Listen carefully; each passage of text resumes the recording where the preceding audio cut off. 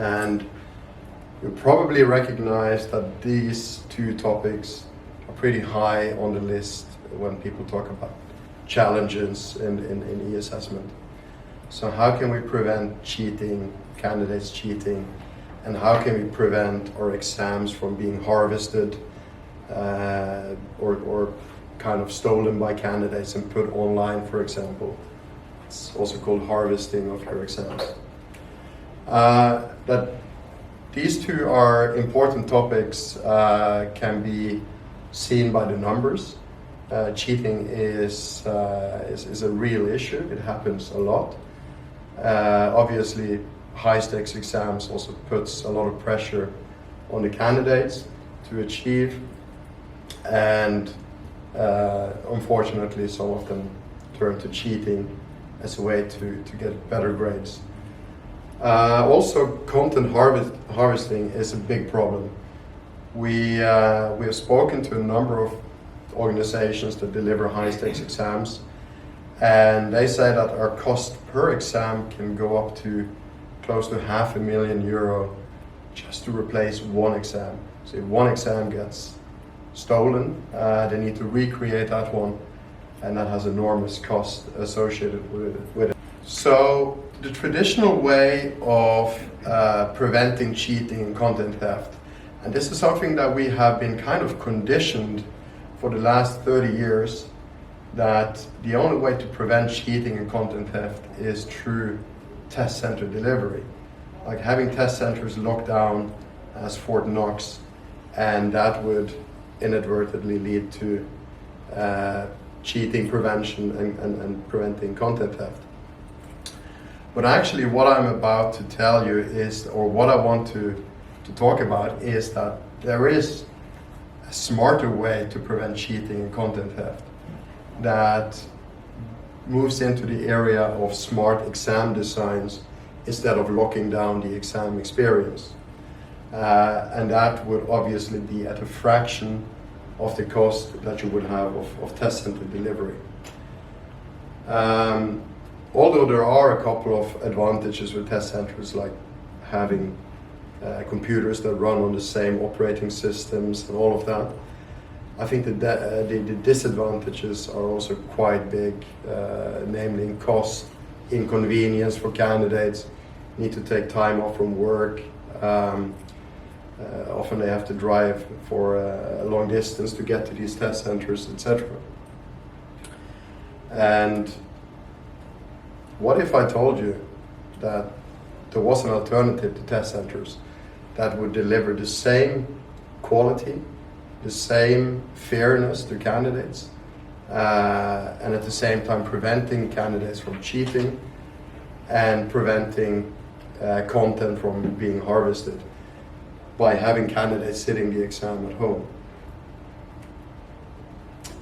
We call this, so we were brainstorming, like what can we call this new way of running exams? And it's touching up on linear on-the-fly testing, right? You might be familiar with linear on-the-fly testing, that every candidate gets a unique set of questions. But it's more to the solution than just randomizing the questions the candidates get. It's actually making sure that every candidate that gets a unique set of questions gets a fair, reliable, and defensible exam. Jeremy, in your talk, you talked about fairness and validity and relevance and testing what you're supposed to be testing. And all of this needs to be in place when you run random tests, because you don't want candidates to challenge the exam and complain that they got an easier exam or a more difficult exam than the next student. So Martijn, my colleague, he will talk a little bit about how this actually looks like in Cirrus, like how you create random tests that are defensible and fair and valid. So I touched a bit on this earlier. Obviously, you will notice that there is an enhanced test security because every candidate gets a unique set of questions. So if I sit an exam at 9 o'clock in the morning, I get 100 questions. They will be different than a candidate sitting at 9 in the evening. So cheating becomes very difficult because you don't know what questions you will get. And also touching on the validity of the exam, testing what you're supposed to be testing, that you're actually making the exams more relevant by using the blueprint, so that every candidate gets questions that are relevant for his or her career or certification that he's taking. So that also needs to be taken into account when randomizing these exams. And then cost-saving opportunities. Obviously, you're talking about a fraction of the cost.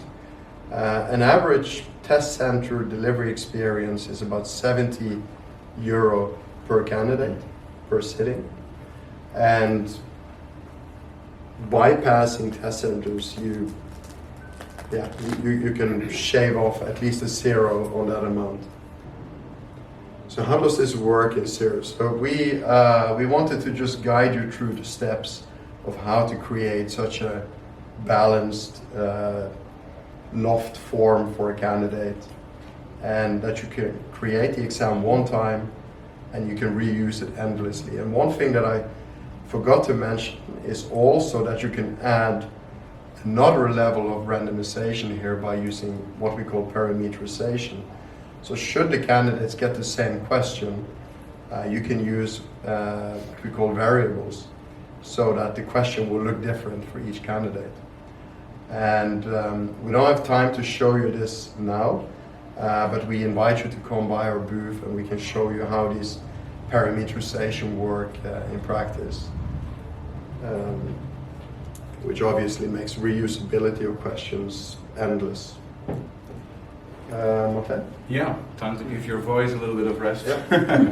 My name is Martijn. Martijn van der Jacht. I'm account manager for Cirrus Assessment, and proud to be co-hosting this session today with Vegard and making sure that his voice is getting a bit of rest. I'm going to walk you through a couple of slides how everything Vegard just explained, how that works in Cirrus.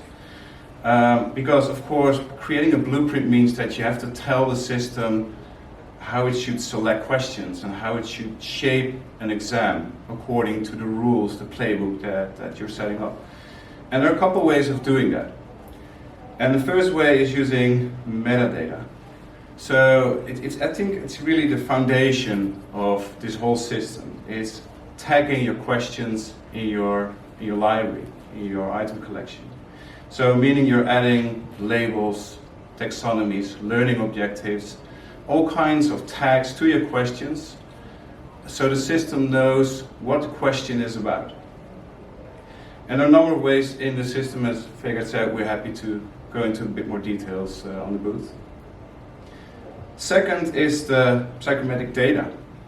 The system is gathering all kinds of psychometric data on item level, assessment level. You can use this data to enrich the blueprint, to tell how it should behave, what kind of questions it should select. And one thing that you can use here is, for example, the NGOV method to calibrate the system and to be even more precise on what questions it should select in what circumstances, so it's matching your blueprint. We also have a couple of other features, and one of them is friendly items or friend and enemy items. So if you're tagging items in a certain way, the system knows, like, hey, if I'm pulling this question out of the library, it should also pull that other question out of it, because those two items are friendly items. Or the other way around, enemy items, if I pull this question, the system should definitely not pull those questions out of the library. So all, again, functionalities to enrich that blueprint and making sure that the blueprint knows exactly what items to pull. Criteria, I think covered in what I just explained. The learning objectives in Cirrus, you can really create a learning objectives library with topics and subtopics underneath, and you can connect that to questions or a group of questions. So there's really, you can go in quite an amount of detail there to make sure that the system knows exactly what questions to pull out of your item bank. And of course, difficulty levels. And this works also in relation with psychometric data. So you can create an exam form that covers, for example, pools 5 medium questions, 5 easy questions, and 10 difficult questions. So you have a really powerful tool there to make sure that that balance is there, because you have the correct balance. Not only in the topics that you cover in your exam, but also in terms of the difficulty levels. And as Vegard already described, random set of questions. So you can use all of this and tell the system, select questions randomly. It should comply to the blueprint, but select a random set of questions. And so you're making sure that each student is getting a different set of questions, but it's all matching that one blueprint. And you can use that blueprint over and over and over again. And each student will get a different set of questions. And again, indeed, it's fair. Each candidate will get an exam that is equal to the other exam, but again, with a different set of questions. So really proud, well, unfortunately he couldn't make it today to be here, but I'm really proud that he found the time to record a video for us. Norman Grutzbach from the AKAD University, Norman introduced him already.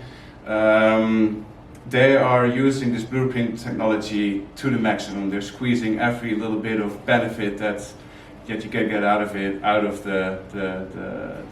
this functionality. And we love this. We organized a webinar with Norman to let him tell about this, and now he put his story into this video that we'd like to show to you. Hello, welcome. Thank you very much that you invited me to show up our online assessments at AKAD University, what we do with our Cirrus system. First of all, a small introduction who we are. We will have a look on the student perspective. We have a look on the technical aspects, especially how we create our online assessments. And finally, we're talking about student feedback, student results, etc. So how does our students like our system? How do they like how we create our online assessments, etc. and how do they use it? Who we are. So what you can see in here, there's a logo from Galileo Global Education and one from AKAD. We're talking today about the Cirrus system, which is used by AKAD, and the online assessments, how they use it at AKAD. And AKAD is a 100% daughter of Galileo Global Education. Galileo Global Education is one of the biggest education companies in the world, or maybe it is already the biggest one with more than 200,000 students. And on the other hand, AKAD, which is the oldest or the pioneer, the oldest university, private university, distance learning university in Germany. It's more than 60 years old now, and we are still the pioneer for online learning, and we have more than 10,000 students. And everything what you do when you make your studies at AKAD, you make it online, even the assessments, and this is why we are talking about right now. What was the scope and the reasons for the project? So first of all, we wanted to provide our students the possibility to write the assessments anytime. So what does this mean to make this anytime? AKAD is very special because you can do your studies whenever you like. So you can start whenever you like your studies. You don't have any semesters. You can really do everything in your tempo, your learning experience, your time, etc. So by that, it was, of course, something what was a must-have for us, that also the assessments are fitting to the study concept. So by that, we were looking for a system which allows us to provide something like anytime assessments, and we found Cirrus for that because it's great to create their blueprints. We will have a look on that later on, to provide randomized assessments out of a question pool with several items and several question types and several elements.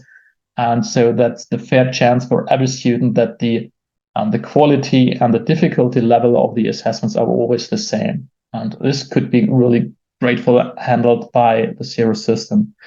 We won also the e-learning award. You can see it here on the right side in Germany. It's presented by the e-learning journal. We won it together with Proctorio and with Cirrus for our great solution. So what are the other scopes and reasons? So the next thing was, of course, we wanted to achieve the highest flexibility for our target group, for our students, which, for example, have family or they work parallelly to their studies. And so by that, they need this flexibility to make the assessments anytime. The next thing what we wanted to achieve was an optimal exam preparation. So what does this mean? That I feel good in the moment when I decide to make my assessment right now. So I want to start it now, and when I'm prepared for it, or I feel prepared for it, I do it.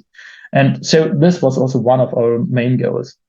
One of the next things is we wanted to reduce the students are afraid in the assessments. And of course, by this optimal exam preparation, we get rid of that. The people or the students are able to practice all that stuff. I show later on how we achieve that.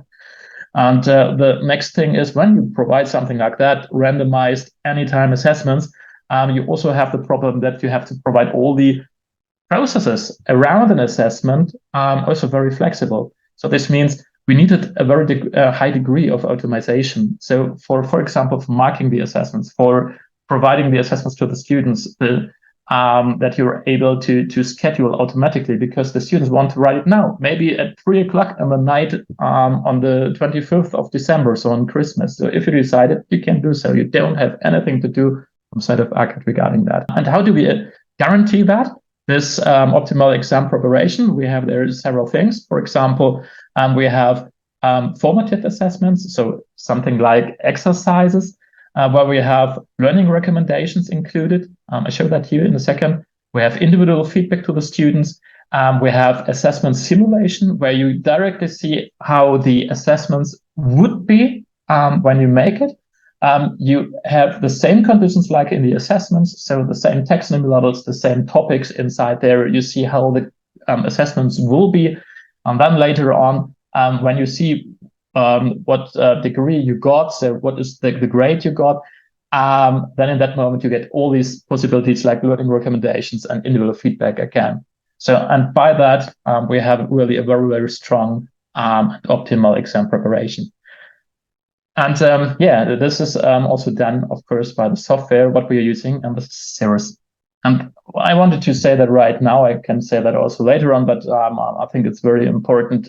It's not only like that Cirrus is for us just a software provider or software developing company. It's much more. We have a partnership. We are looking on features what we want to get in Cirrus in the future. We're discussing features which follow up in Cirrus. So by that, it's really much more than a partnership than a customer relationship what we have here. I really appreciate that. What you can see in here is the individual feedback I talked about. I'm very sorry that the screen is now in German. Of course, we are using the software in German. AKAD is a German university, and so that the screens here are in German, but I can explain it, of course, here a little bit. So what you can see in here is some drag and drop question type. And we see that I have answered this question. I can see what I made wrong or correct. So those two elements here are, or answers here are correct, and those are wrong. I haven't used that. And the good thing now with Cirrus is that we don't only see what is wrong. We also have here now the recommendations and the feedback why it's incorrect or correct what I did. And so by that, in the formative assessments, we're able to learn again. So it can not only make an assessment, I can really learn and don't have to go into my learning material to see why it's like that. There's another example for a multiple response question type. Again, you can see in here why it's made correct or incorrect. Another thing what is quite important for us is the learning recommendations. So what you have to know is that all of our questions, what we use within AKAD, they are related to our learning material. It could be video, it could be a chapter inside of our ebooks or study books, how we call it at AKAD. And here, for example, you also see a screenshot with 5 different chapters or sub-chapters. You can see it here. That this one is a chapter, there's a sub-chapter. You can see your score. And you can also see if you made it correct or incorrect. And we transfer this information also to our learning management system. And by that, of course, we can give recommendations directly inside of the tool. Here you see a screenshot from our learning management system. And what you have to know is that if I made something wrong, for example, in a chapter or in a question from Cirrus, I can show up now recommendations directly in the learning material. So in a PDF or whatever, or here a video in this example, I can show up the trend if I made a chapter several times correct, and now I made it the first time incorrect because I was maybe not concentrated enough. And so by that, you can directly see why you should learn that again. You don't have to go back to the assessments from Cirrus. You directly have that in the learning management system. So by that, you really have something like a direct interaction between those tools. This was the student view, what we wanted to talk about. And one of the other topics I wanted to talk about are the blueprints on the taxonomy levels. So how we ensure that our students get always an assessment in the same difficulty level and the same quality like all the other students. This is something what we have really to ensure in Germany also by law. And this could be handled by the metrics, which is done here with a blueprint within Cirrus.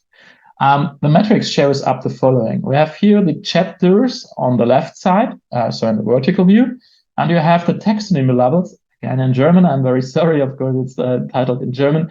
You have here the taxonomy levels in the horizontal view. And then you can also see that there are, for example, 28 available questions somewhere here in these chapters and subchapters. You can see that here, for example, for this taxonomy level, there are 2 used now in an assessment. And I really can now directly ensure I want to have questions out of the pool, 20, in this example, 20 available questions. I want to have from this taxonomy level for this complete chapters exactly 2 questions, so minimum and maximum 2. And I want to have inside there, out of this, and this chapter, maybe no, or maybe 1 question. And so by that, I'm really able to ensure that I can play with the difficulty.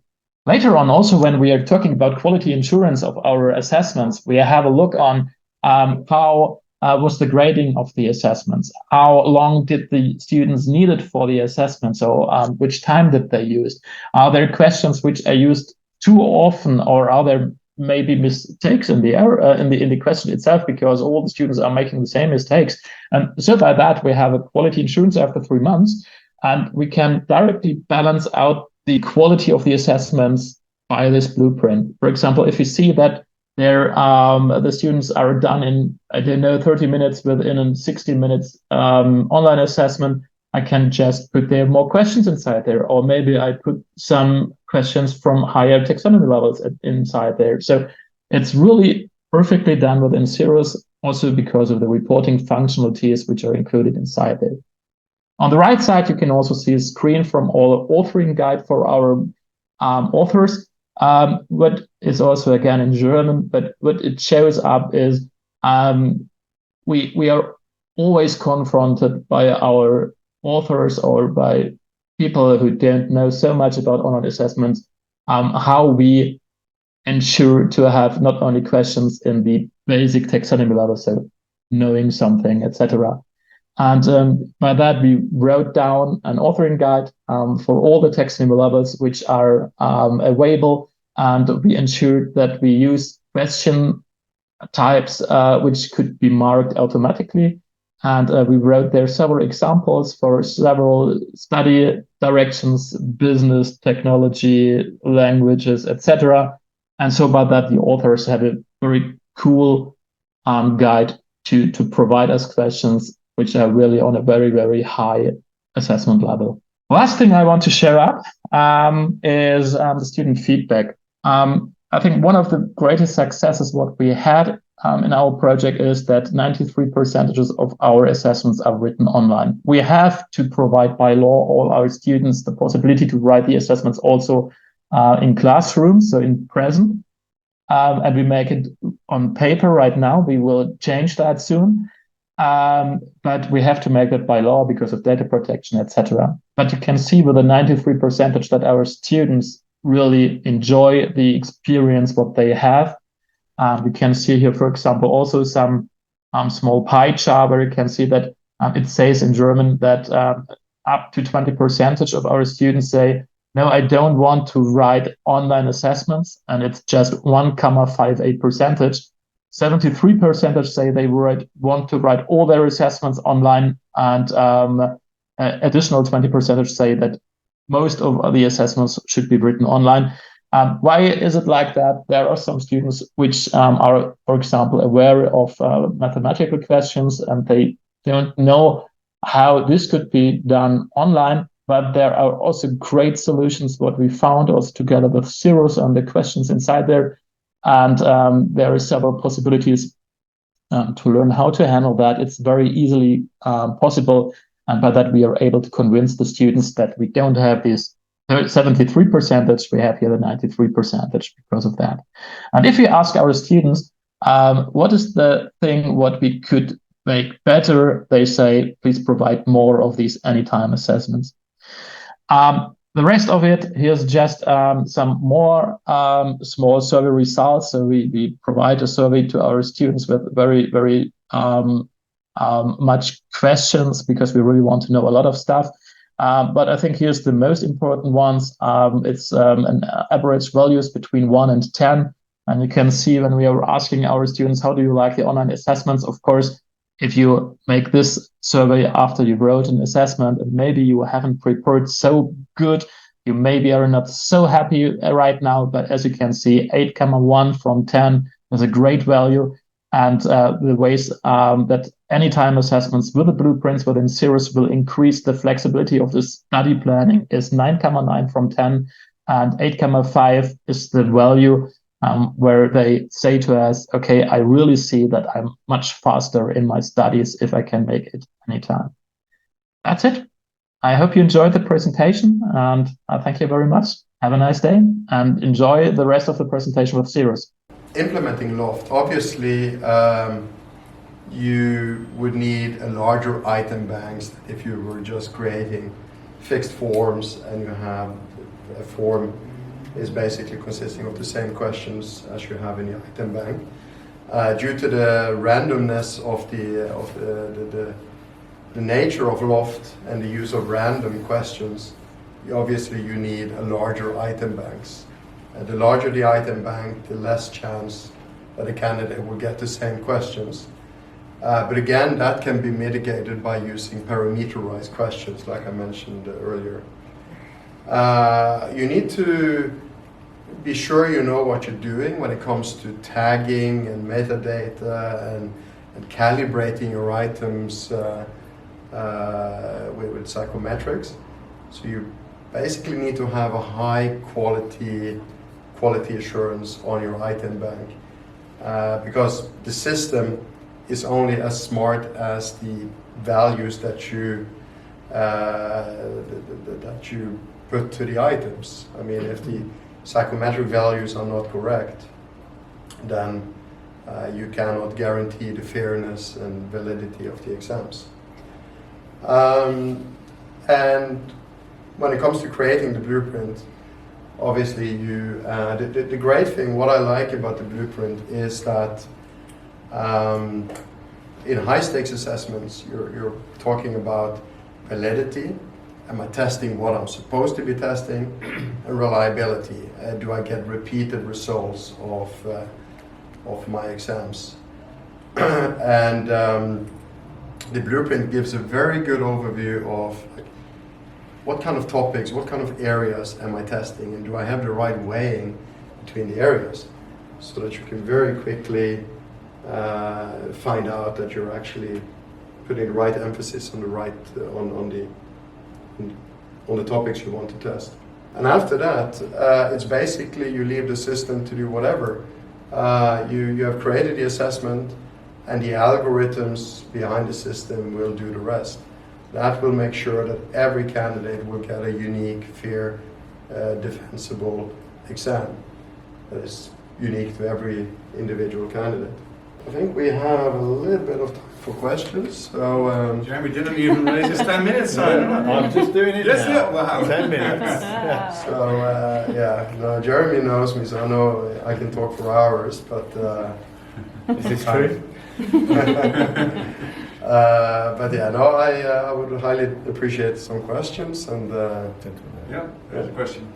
You say, of course, and it's obvious you need a larger item bank, but Do you have a ballpark? How much larger? Are we talking about a multiple or Yeah, that's a difficult X question. times more questions or a little bit more questions? Depends on how much of a like what is your criteria for question exposure? Like, do you accept candidates to get some similar questions or not?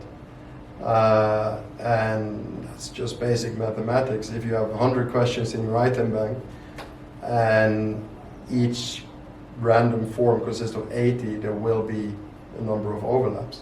Yeah, so item banking can be done quite efficiently nowadays with kind of like using ChatGPT to generate questions, and then subject matter experts only have to go through them and quality assure them, which is probably saving a lot of time compared to thinking out questions from scratch.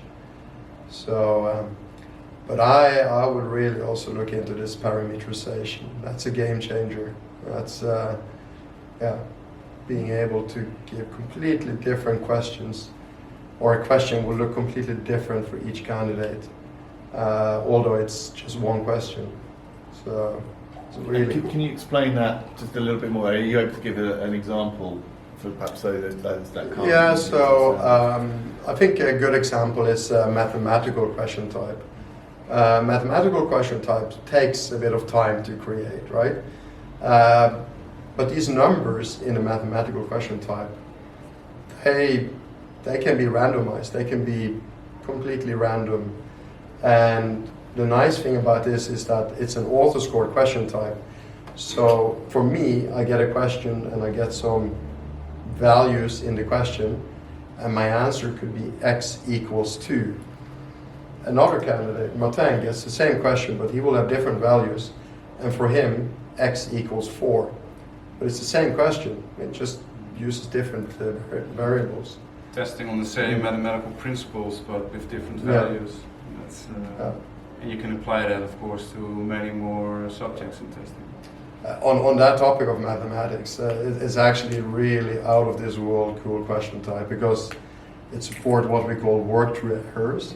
So if a candidate makes a mistake, it recognizes that mistake and doesn't penalize the candidate if he uses that calculation mistake throughout the assignment. So it actually knows that the candidate followed the right principles, but he made a calculation mistake. And that is something that is easy to do on paper and human marking, but that is possible in auto scoring. That just must be seen to be believed.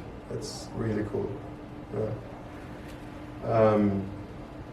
Was that answer to your question, by the way? It's I think it was a bit more. No, but we use AI generated exam questions. It's just that we are close to going to the direction you just indicated. So I was looking for some a range of possibilities. Yeah. I think the question is, it depends on what your level of tolerance of duplicate questions. And how many students, how many exams, how many. So, other questions? Yeah, this one. I truly believe everything you said, and are you are AKAD aware of still cheating with even this system? I mean, are students still trying to steal items and distribute them, or I don't know. has it really stopped, or don't you have any idea about it? I'm not so sure how they could cheat. They are prompted when they take it? Yeah. So, I don't know, I don't have cheating numbers from them. But if you would turn up to an exam, even if it's at home, it's remote proctored, and you have no idea what kind of questions. You know which areas you will be tested in, but you don't know which questions. It's difficult to cheat. And I suppose even if somebody phoned up their friend afterwards and said, I got this question in this test, it's actually reducing the likelihood. So the actual the impact of that is I guess a lot less, because the likelihood is their friend is not going to get that question. Exactly. it will actually be put on a false path. Yeah. And even if they did, it might be a different parameter. Yeah, exactly, Yeah. exactly. Other questions? This one? Yeah.